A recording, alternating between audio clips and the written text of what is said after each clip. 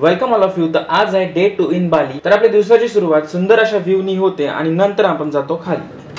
पोटभर नाश्ता करून आम्ही निघतो आमच्या पहिल्या ऍक्टिव्हिटी म्हणजे वॉटर स्पोर्ट्ससाठी। तर इथले रस्ते देखील खूप ब्युटिफुल दिसत होते, कारण जागोजागी मस्त स्टॅच्यूज, सुंदर असे गेट्स आणि इथले लोक एकदम नीट ट्रॅफिकचे नियम पाळवते। तर आता आम्ही पोहोचलो आमच्या पहिल्या लोकेशन बाली डॉल्फिन। तर कॅप्शन मध्ये मी तुम्हाला दिलेलं आहे इथे कुठल्या प्रकारचे स्कॅम्स होतात, त्यातनं कसं वाचता येईल ते तुम्हाला सगळं कॅप्शन मध्ये दिलेलं आहे। फक्त एवढंच बोलेन की कुठलेही जास्त सर्व्हिसेस त्यांचे घेऊ नका आणि जेवढा बार्गेनिंग करता येईल तेवढा करा। आमच्या आयटिनरी मध्ये ऍड होता jet ski ride, banana boat and parasailing. आम्ही यांच्याकडनं फोटोग्राफी आणि व्हिडिओग्राफीची सर्व्हिस घेतली होती आणि आमचे 3000 रुपीज गेले पाण्यात, कारण की तुम्ही बघू शकता किती घाण अशी फोटोग्राफी आणि व्हिडिओग्राफी केलेली आहे। पण आमच्याकडे काही ऑप्शन नव्हतं, त्यामुळे आम्हाला ती सर्व्हिस घ्यायला लागली। त्यानंतर आम्ही निघालो आमच्या सेकंड स्पॉटवरती आणि आम्ही पोहोचलो उलवादू टेम्पलला, जो बालीमधले वन ऑफ द 6 की टेम्पल्स आहेत त्यातला एक आहे। आणि तिथे पोहोचल्यानंतर त्यांनी आम्हाला एक कपडा दिला घालण्यासाठी, कारण की ते घातल्याशिवाय आपण आतमध्ये जाऊ शकत नाही। इथे तुम्ही बघू शकता सगळ्यांनी ते कपडा घातलेला आहे आणि इथे खूप ब्युटिफुल सनसेट व्ह्यूज येतो। आणि हा जो टेम्पल आहे अप्रॉक्सिमेट 70 मीटर वरती आहे सी लेवल पासून। आणि इथे तुम्ही बघू शकता हा व्ह्यू आणि हा समुद्र बघा किती निळा आहे।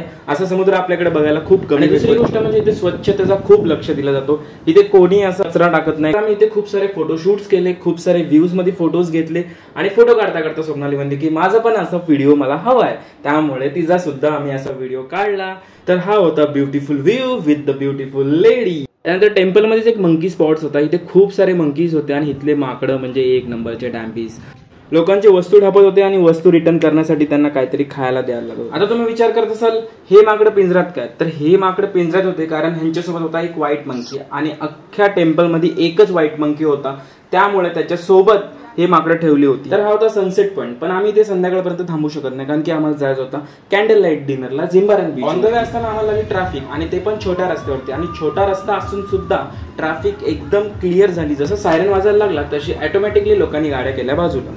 तर वाजले होते संध्याकाळचे 6 आणि आम्ही पोहोचलो जिम्बारन बीचवर। आणि या बीचवरती क्राऊड एकदम कमी होती आणि सगळीकडे तुम्ही बघू शकता इथे कॅन्डल लाईट डिनरचं सेटअप केलेलं, टेबल लावलेले आहेत आणि आम्हाला या बीचवरती मस्त असा सनसेट व्ह्यू पण भेटला आणि आम्ही इथे मस्त असे फोटोशूट्स पण केले। नंतर आम्ही एकमेकांना रोज दिला आणि ब्युटिफुल समोरचा व्ह्यू आम्ही एन्जॉय करत होतो, समुद्र आणि मस्त थंड थंड सुटलेला वारा। त्यानंतर आमचा डिनर सुद्धा आला। डिनर मध्ये होता chicken tikka, butter chicken, roti with jeera rice. आणि हे लोक कुठला गाणं बोलवते मला काही समजत नव्हतं, जर तुम्हाला समजत असेल तर कमेंट मध्ये सांगा हा गाणं कुठला आहे। म्युझिक एन्जॉय करत करत आम्ही डिनर केला आणि त्यानंतर जे समोर चाललंय हे जे डान्स आहे होतं बालिनीज डान्स।